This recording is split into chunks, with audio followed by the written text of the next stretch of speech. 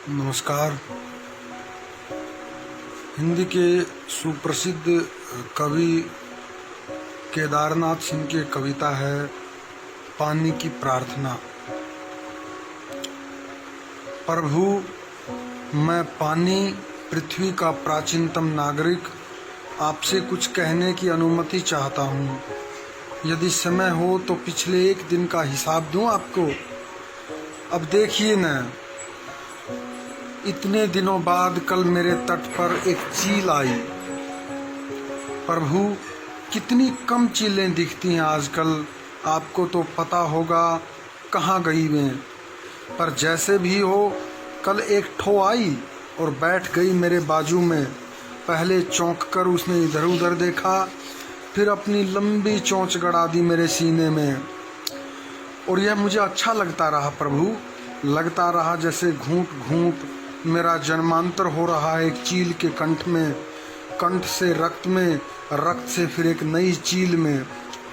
फिर काफ़ी समय बाद दिन के कोई तीसरे पहर एक जानवर आया, हकासा पियासा, और मुझे पीने लगा चभर चभर। इस अशिष्ट आवाज़ के लिए अक्षमा करें प्रभु, ये एक पशु के आनंद की आवाज़ थी, जिससे बेहतर कुछ नहीं था उसके जबड़ों के पास। इस बीच बहुत से चिड़ई चुरुंग, मानुष अमानुष सब गुजरते रहे मेरे पास से होकर। बल्कि एक बार तो ऐसा लगा कि सूरज के सातों घोड़े उतर आए हैं मेरे करीब, प्यास से बेहाल।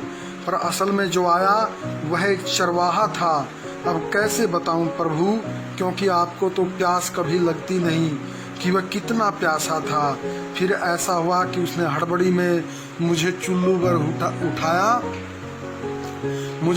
भर उठाया और क्या जाने क्या उसे दिख गया मेरे भीतर कि हिल उठा वह, और पूरा का पूरा मैं गिर पड़ा नीचे। शर्मिंदा हूँ प्रभु, और इस घटना पर हिल रहा हूँ अब तक, पर कोई करे भी तो क्या। समय ही कुछ ऐसा है कि पानी नदी में हो या किसी चेहरे पर झांक कर देखो तो तल में कचरा कहीं दिख ही जाता है। अंत में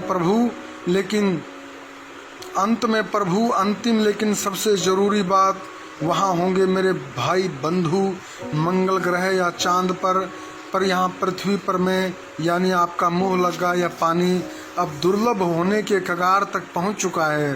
पर चिंता की कोई बात नहीं, यह बाजारों का समय है और वहाँ किसी रहस्यमय स्रोत से मैं हमेशा मौजूद हूँ। पर अपराध क्षमा हो प्रभु, और यदि मैं झूठ बोलूँ तो जलकर हो जाऊँ राख। कहते हैं इसमें आपकी भी सहमति है।